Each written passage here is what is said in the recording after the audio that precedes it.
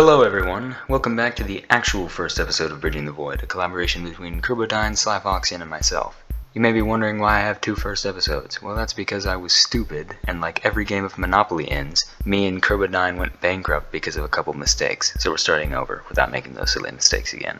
Now, onto the fun stuff. But what's so fun, you may be asking? I'll tell you what's fun, not having financial problems or any banks asking for their money back. Oh yeah, and I guess launching this rocket. I decided to call it Hit the Road Jack after the song by Ray Charles.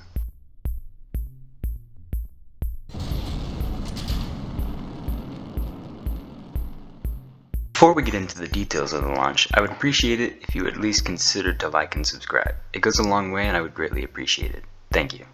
The rocket is designed only for a short suborbital flight to get the first few contracts done. It consists of a bullet-like payload strapped to the tip, all while being hauled by the finest of taxpayers' dollars.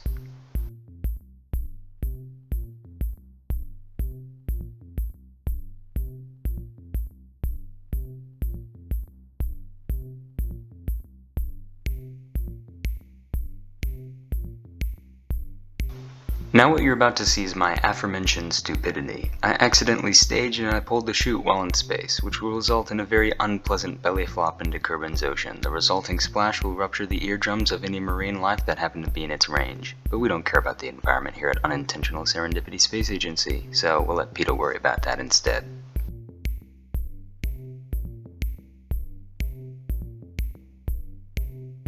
Due to the retrieval of zero signs from that mission, I ordered yet another Hit the Road Jack to be sent to space. Hopefully this time I won't make the same blunder. But before doing so, I grabbed a few more contracts so I can maximize efficiency. Now what you see me doing here is combining the 5.5 brain cells left in my cranium to formulate the great idea of trying to recover the booster later in flight. The problem is that I have no idea how fMRS works, and that this was a spur-of-the-moment thing. Anyway, I decided to launch only a little east so that it would be easier to land the booster.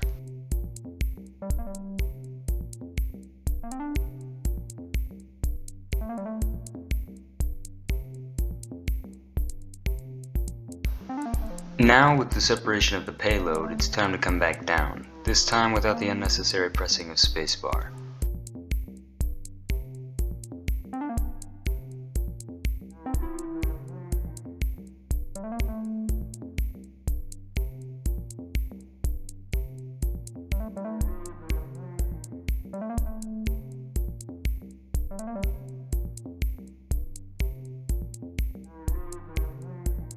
As you can see, I was having a little trouble with control of the second stage. I just couldn't seem to flip it retrograde.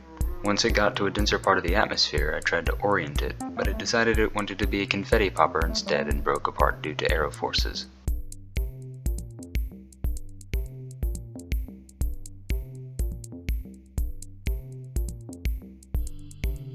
Oh well, it's only a little littering. The payload, on the other hand, made it. Although, when it splashed down, it started to flip around like a dolphin on steroids. I was able to recover it though, so no need to worry.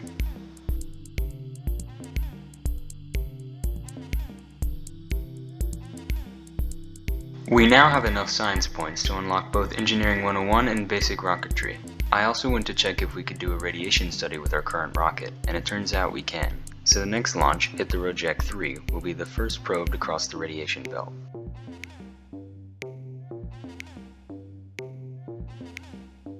Since I just want the contract and I don't care for science, I'll be launching straight up to go as high as possible.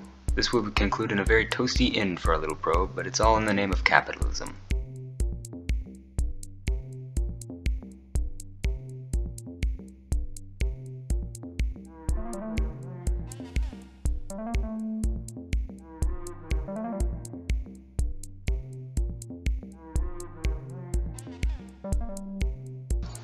Our little probe is about to experience its own little Chernobyl, shortly followed by its cremation.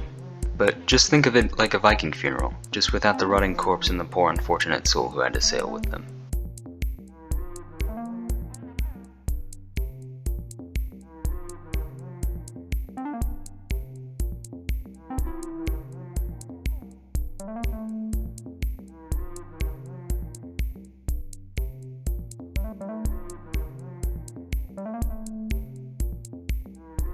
Contrary to what was said previously, we have enough signs for some survivability.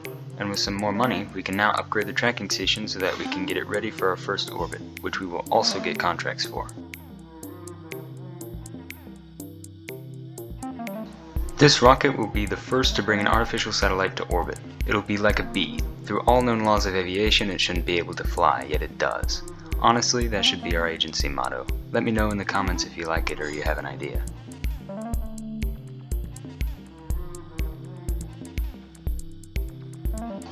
Now, you can make fun of me all you want, but I recently watched The Promised Neverland on Netflix and it was really good.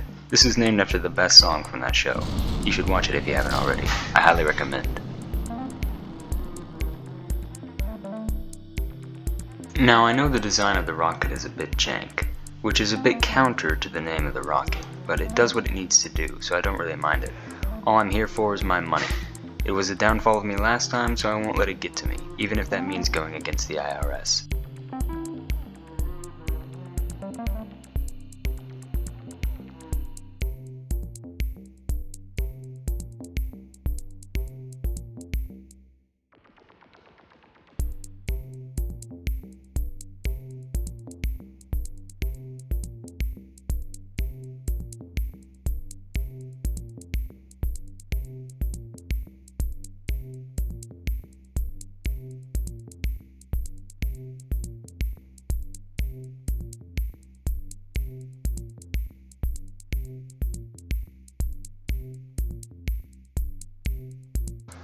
With only a few stability problems, we have achieved orbit.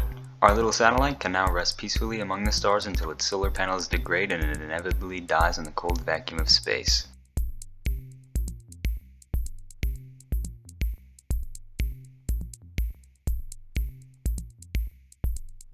And with Moho, Eve, and Duna in view, I'd like to thank all of those who made it this far. And with that, this video about wraps up. Thanks to Isabella's lullaby, we now have enough money to have a larger launch pad. And with that, I'll hopefully see you all in the next one. Goodbye.